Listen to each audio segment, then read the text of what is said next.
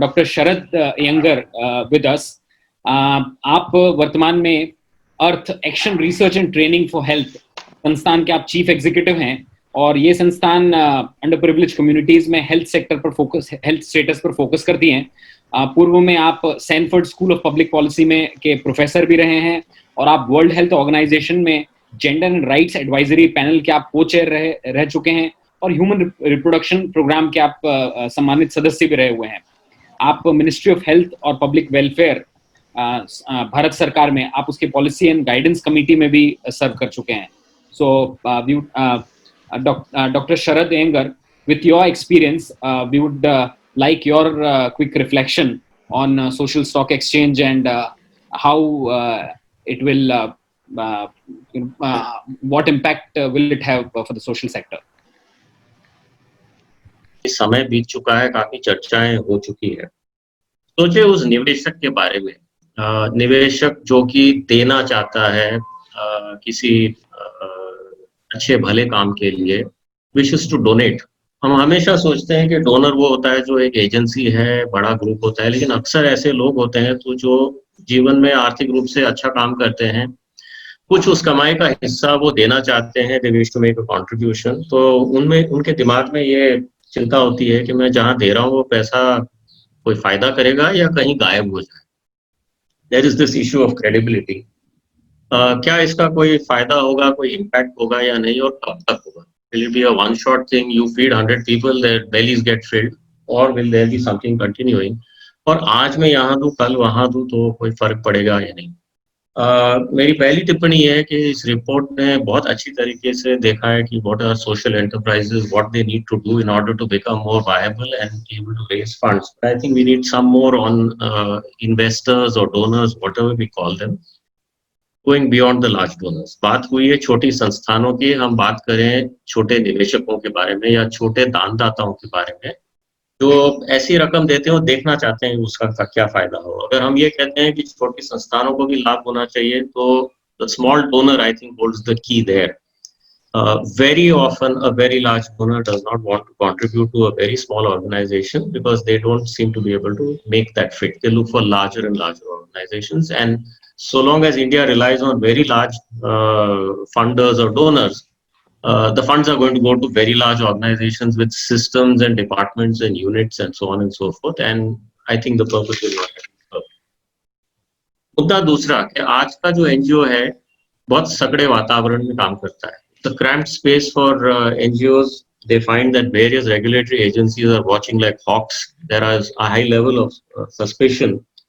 Any enterprise activity is viewed with suspicion. भाई आप तो व्यापार में घुस गए हो, and therefore you should be taxed. You don't deserve a tax exemption, or why aren't you part of the GST regime, and therefore you should be filing another whole set of returns and observing compliance. Already, the average organization, CSO, NGO, whatever we want to call them, non-profits, burn up a lot of leadership management time in compliance.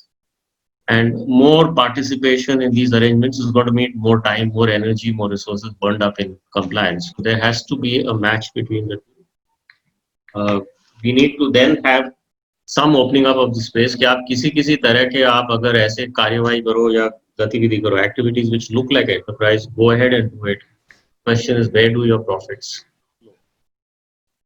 अब इसको देखें तो कई संस्थानों में ऐसा होता है, there are organizations which go and implement development works. They run schools, they run hospitals, clinics, they provide livelihoods, they see to it that they market the produce of various organizations, or even forest or agricultural produce within permissible limits.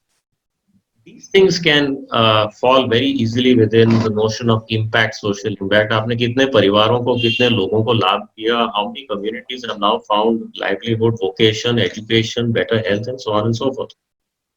So what do you do with the activity of an organization that is working to reduce inequity, which is working for social justice, or looking at human rights, or looking at environmental impact on, say, something like lead poisoning occurring from some set of circumstances? What do you do with an organization that is innovating, coming up with a new product?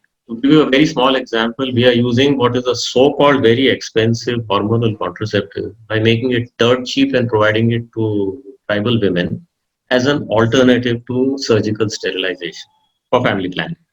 अब मुद्दा ये है कि अगर आप एक non surgical option दोगे तो सस्ता पड़ेगा, कम दाम में आ जाएगा, and actually the cost is quite pumped up. We know the world of pharma, prices can be brought down. अब ये इनोवेशन जब होता है, इस काम में आपके पास संख्याएं नहीं होती. You're not generating benefits to large numbers. You're coming out with an innovation, and we NGOs are very bad at patenting things or establishing intellectual property. These two varieties, work in the rights sphere and work in the equity sphere or social justice sphere, and things which are essentially innovative, don't lend themselves very well to counting impact. So either we come out with a way of measuring that impact, or we keep such things out of a social stock exchange kind of paradigm.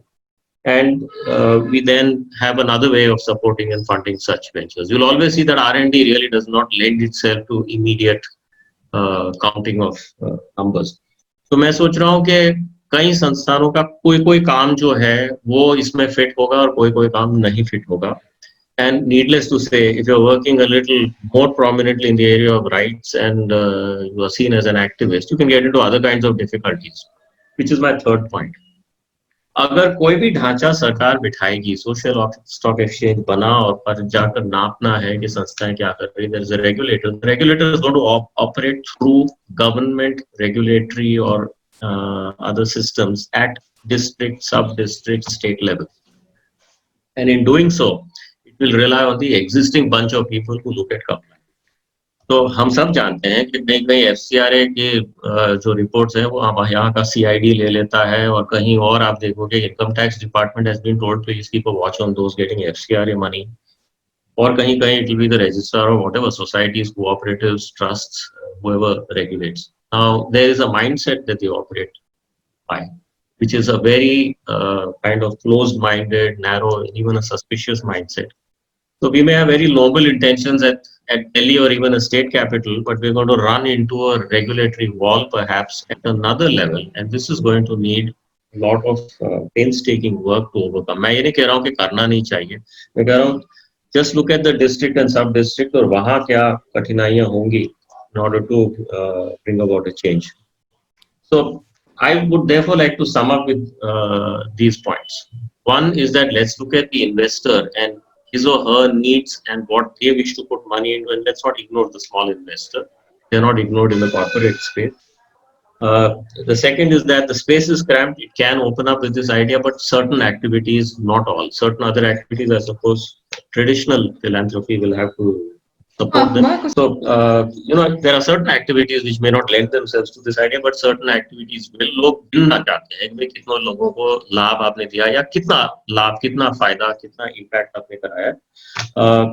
The voluntary sector should be looking at it. और हमारे देश में things tend to verticalize, अलग कानून, अलग ढांचा, अलग organization बनाने की कोशिश होगी. Let's be careful, let's be practical to see how much do we integrate and how much do we keep vertical. Sometimes you protect something by keeping it vertical, otherwise you expose the entire organization, all its activities, to the scrutiny of something like a stock exchange. So I would end by saying I support the idea. Times have changed. COVID is, yes, as much an opportunity as a threat to our economy and our way of living. And I think this is the right time to make the change. Work in that direction. Thank you. Thank you so much, Dr. Sharad Iyengar. Thanks to you. अभी जितने भी प्रतिभागी हमारे